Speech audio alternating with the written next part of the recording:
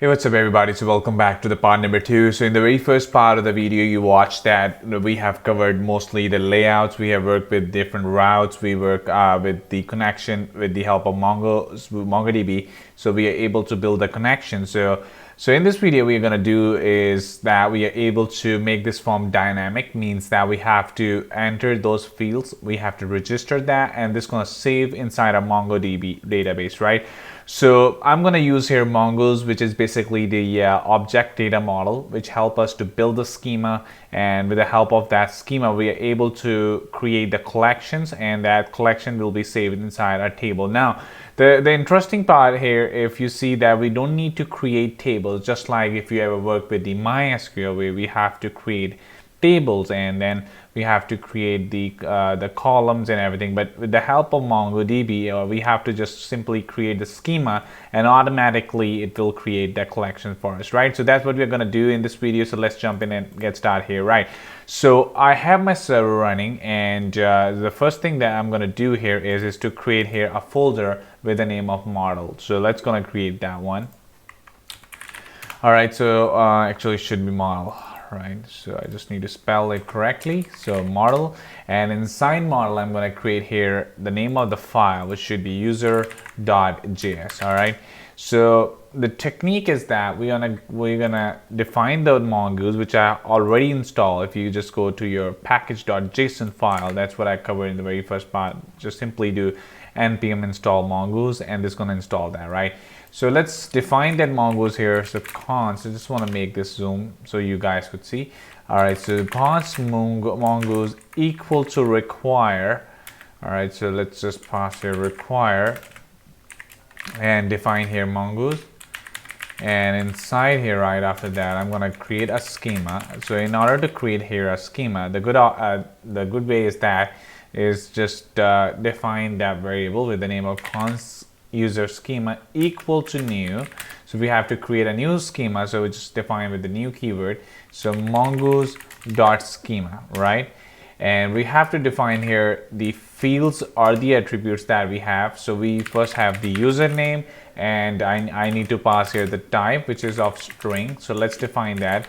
So the type of the string means that we can easily add all the characters, all the alphabets that's included in the string. So I need to make that required. That means it's compulsory, and it should be true actually.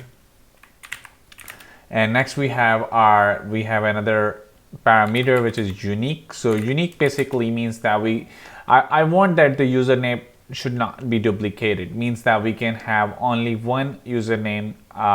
If there is exist duplicated username, then we have to show the error. So from the schema perspective, I have to define here my unique true.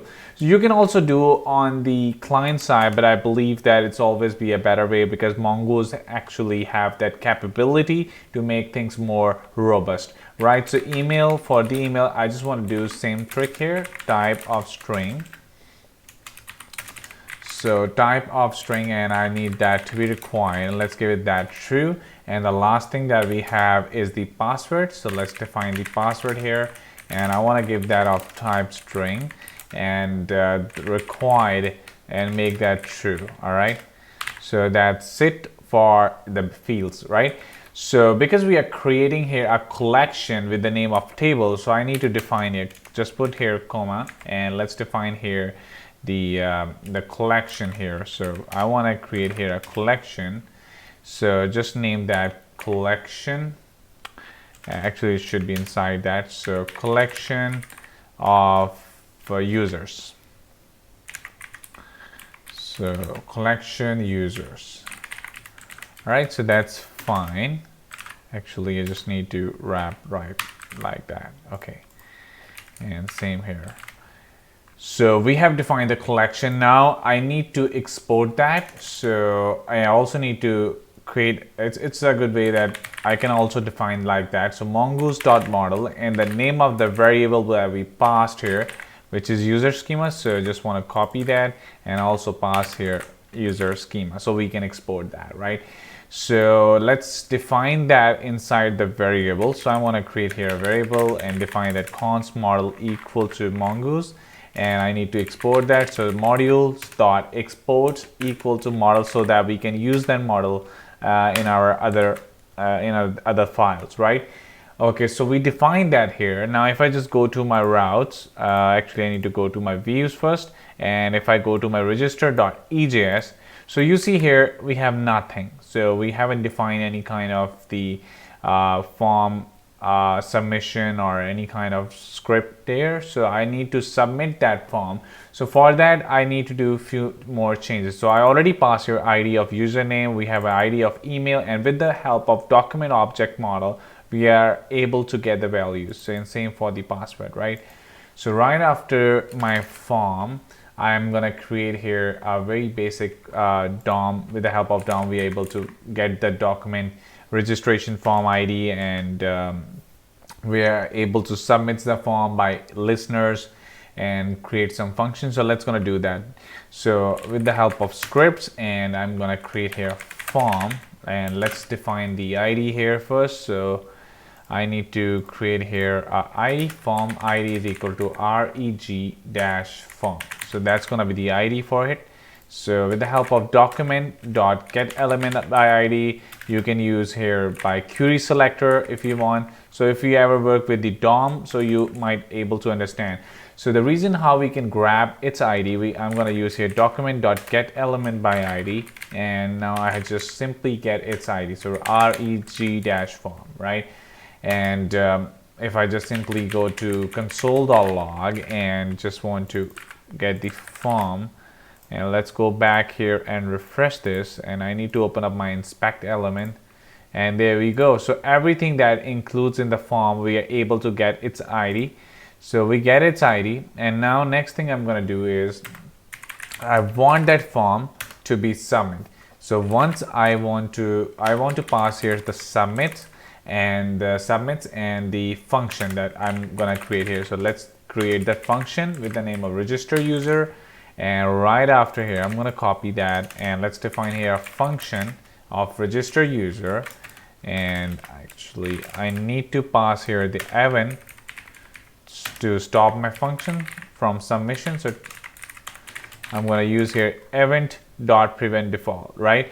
And let's do one more thing here is console.log, and just to check this out that our function is working or not. Okay, so I'm going to refresh this, and let's click on the register, and you see now we are able to see that one, right? So as long as I click on it, we can submit the form, and this is going to show me console.log, right? Okay, now I need to get the values of my form. So it's very simple, just like the username equal to, we have to get it from the DOM document.getElement by ID, and I need the username. So let's pass that here, and just get its value by dot value, and just same like that. I just need to copy that and paste it 3 more times. So I need the username, email, and the password. So I just need to paste that right into it as well. So let's define that. All right, so let's type here console.log, and let's check out the username that we are getting the value for the username. So in order to test this out, I just need to add the register, and if I tries to click on here, I just need to register, and there we go. So if I just try to add another register, yeah, that's fine. Okay, so we are getting the value for the username. Next thing that I'm going to do here is we have to use something which is known as fetch, and that's how we are able to get the API route, right? Okay, so I'm going to use here async await. Let's create the variable first. So const result equal to await, and we are going to use here fetch, and let's pass here the API, which is API/register, and let's bring up 2 to 3 things here inside there. So we have first parameter, which is for the method, and let's give it the type of post because we are submitting the form. Let's pass here the headers. So headers that we have is the content type of JSON. Normally we have a content type of JSON, which is JavaScript object notation. So let's bring up the content dash type, and let's bring up here the value, which is the application/JSON. All right. So we bring our headers in, and let's pass here the body, which should be JSON dot stringify. So we have to convert our object into string, while passing the data to the server. So let's pass here json.stringify, and then let's add all the parameter, which is username, we have our email, and we have our password. All right, so that's fine. And now we are using here await. So let's give it the, before that function, make sure you have your async here. So you have to define that async before you should jump directly to the await. So the rule is that whenever we are using async await, make sure that we have our async function before function, and we have to pass this await, and we have to get the response. So it will block until we don't get the response, right? So right after this closing tag, I'm gonna get the response. So .then, let's pass the response here, and we are getting the response in the format of dress.json. All right, so that's fine, and let's console the log and to check out the results. So console.log, and let's pass here the results variable. All right, saves it, and it should be result actually. All right, so now next thing that I'm going to do here is, now I need to go inside my route, and let's pass and create the model. Let's create the user first, right? So I'm going to bring up here my my user first. So let's, after that, so const user equal to require, and let's bring up here the model, which is /model/user. All right, saves it, and right after there, I'm gonna pass here router.post. We have a post request, and let's pass here /API/register. We have to pass here request and the response. So I'm gonna use here async await. So let's pass here request and the response. And I need to test this out first, so whether we are getting the body request or not. So I'm going to use here console.log, and let's pass here request.body, and saves it. And notice, you see, we will not get its value. So let's refresh that, and I'm going to pass my email and the password. So registered that, and if I go back here, and you see it's showing us undefined. And the reason why, because we are using here content type application/JSON, and we have a post request. So whenever we have a post request, previously we used body parser, right, which is a middleware, right? But now we have to use something which Express provide, is the express.json. So it automatically render and convert the content type of application/JSON and accept the body. So I need to go to my server.js file, and let's bring up here the, I need to go inside my server.js, and let's use that. So apps.use, and let's bring up here the express.json, and saves it. And now there you go. So it automatically get its value, right? So we are getting the value. Now I have to get and create a user. So there is a very simple rule that I'm going to use. So let's use here const, and I'm going to pass my username, email, and the password. Let's create the user, and I have to assign it with the request.body. I'm going to use here try and catch, right? I have to use here exceptional handling.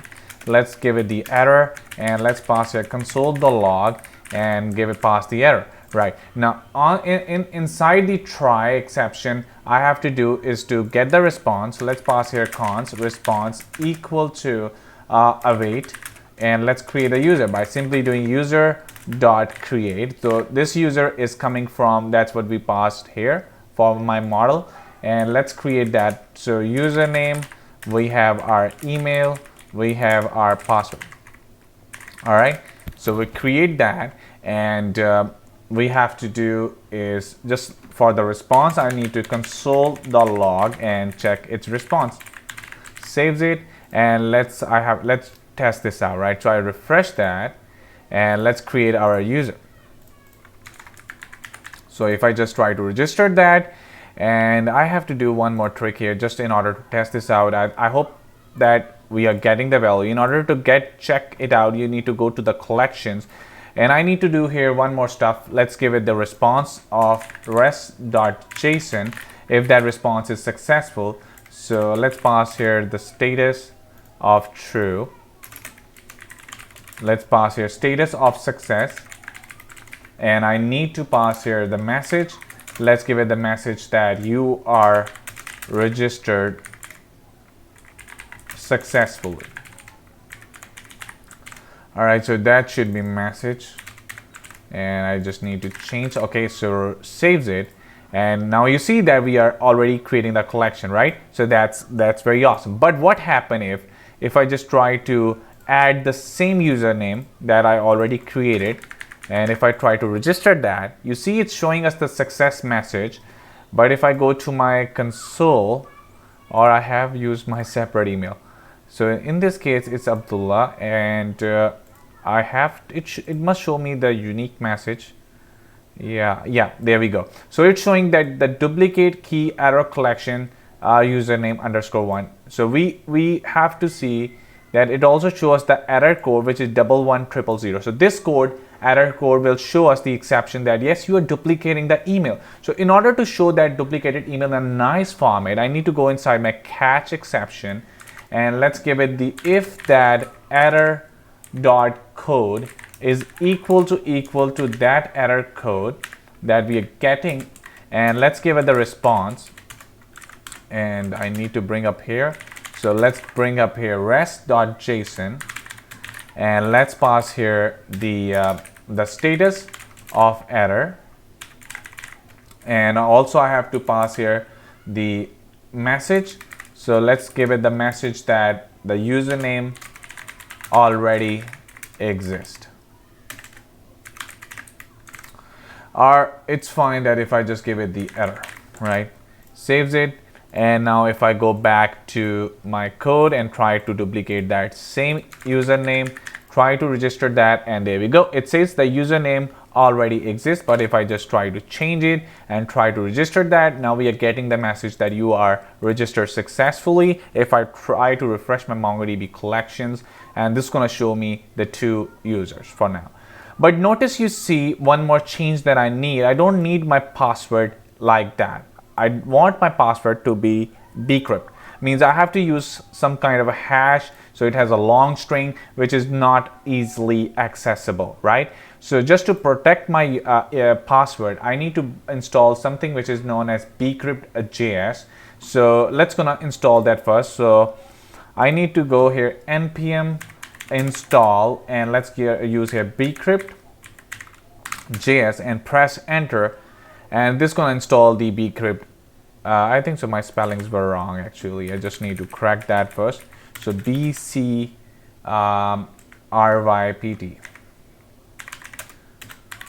Alright, so let's press enter, and this is going to install the Bcrypt.js for us, right? So I need to bring that inside my file. So const Bcrypt equal to require, and let's pass here Bcrypt.js. all right, so right after that I'm gonna use here the password validation. I also need to bring some kind of settings for my password for the validation. And right now you see that if I try to save it, it shows the success message, which is actually not the good way. So if I try to refresh that, and because we have assigned inside our schema that the fields are required, so you see that we only see the 2 collections, so that's why you can't see any further messages. So just to make our code more robust, I have to assign here the condition. So if there is no username, so I'm going to assign here the validation, and it make sure that it has the type of string. But if it's don't have the type of string, so let's pass a username. If it don't have the type of string, so let's gonna show the message. So I need to return. It should be return rest.json. And let's pass here the status of error, and it should have the message. So I'm going to pass here the error message, which should show that yes, it should have the invalid username. Oops, actually I keep getting the issues with the spell. All right, so just want to copy that. I want to bring this in for all my email, and I also want for my password. So for password, which is by default the plain text password, which I later on gonna convert that. So I'm just want to give it that plain text password. So we need to change that into hash, right? So first for the email, very basic, let's change that to be email and also change that to be email. In case of the password, I want to bring up my plain text password, so just copy that and bring right up here, and I need to do is just change that should be for the invalid email, and that should be for the invalid password. All right, so I have to change the password length as well. Let's bring up here another condition. So just want to copy that and just skip it all, and I need to bring up the length of the password. So simply I have to use here dot length, and if that length is less than 5, means we have to add the 6 characters at least. So I want to say the password is too small. It's too small. It should be at least 6 characters. All right, so saves it, and that's fine. All right, so next after that I have to bcrypt my password. So right after my conditions, I have to use here const password equal to, now in order to use the password we have to use await and bcrypt. That's the package that we're going to use, and with the help of hash method we are able to hash our password. So the first parameter that I need to pass the plain text password, because that's what we need to change, and we have to give it the length of the password. So we need that it's an asynchronous generate, that's why we have used await, and we have to actually change that to, I need to spell right, so it should be, I just simply press Ctrl F2 if you have spelled wrong, and just change that to plain password. All right, so just to make things better. Okay, so we changed that password, and now it will bcrypt that, and I want to console the log as well, just in order to test this out. So console the log, bring up our password in, saves it, and let's create a new user. Try to refresh that, and I'm gonna use here some random name. Let's use here John, and john@gmail.com, and let's add the password 123456. And as long as I try to register, it says that password is too small, should be at least 6 characters. I use 6 characters, and I'm still getting an error if I try to comment this out. So let's add that again. The password, try to register. Yeah, username is already exists. Try to register. You are registered successfully. If I go back to the console, yeah, we are getting the password, which is hash string, but I don't know why my password is not working. Oh, actually, just because I have used here not. Okay, so just saves it, and I hope it is gonna work for you. So let's refresh that, and if I try to add some random username, try my email, registered that, and there we go. So you are registered successfully. If I try to refresh that, and hopefully you are gonna see the hash password. All right, so that's fine. Okay, I need to show those message on my form. So with the help of my I'm going to use some kind of the messages. I need to create inside my main.css some custom messages. So let's go inside your CSS file. So I'm going to go inside my public main.css. So I already created that, so I'm going to just simply paste it. As you know, I have my repo. You can simply copy that. So I'm going to display my both messages right after that. So very basic, it's color of white, padding, margin. I want to my background color of red, and same for the just only the change of color, which is background green, right? So let's gonna display those messages on our client side, on the front end side. So I'm gonna go to, just saves it, and let's go inside your register.ejs, and if everything works successfully, so let's give it here result dot status. If it's equal to the successful, which actually is coming from the if I want to show you my users.js file, that's where it is. So I'm gonna get its status of successful. If that is successful, I want my message, which I have to display right up here. So I'm gonna create here div right after the h1. So let's give it the class of message, saves it, and I need to bring this message down underneath that, and let's with the help of query selector or anything that you can use. So const message equal to document.querySelector. So because we are using here a class, so I need to bring here .msg, right? So here I'm going to show message dot class list. So this is going to pick the class from the CSS, which is inside the main.css. So let's add the class of success. So it should be .ClassList.add. So what actually I'm doing here is, with the help of that, we are able to get the CSS from here, right? So next I want to display those messages. So we are going to use message.textContent equal to whatever the result of the message. So the result.message. So this message is basically coming from the message that we pass here, right? Okay, so this is fine. And now for my error case, I need to do is to apply here else. And same here, I'm going to copy these two from here and pass it down, and let's give it the message of error. So again, we did the same trick. And for this time, because we are getting the error, so we have to get the error property. Let's pass here the message.error, saves it.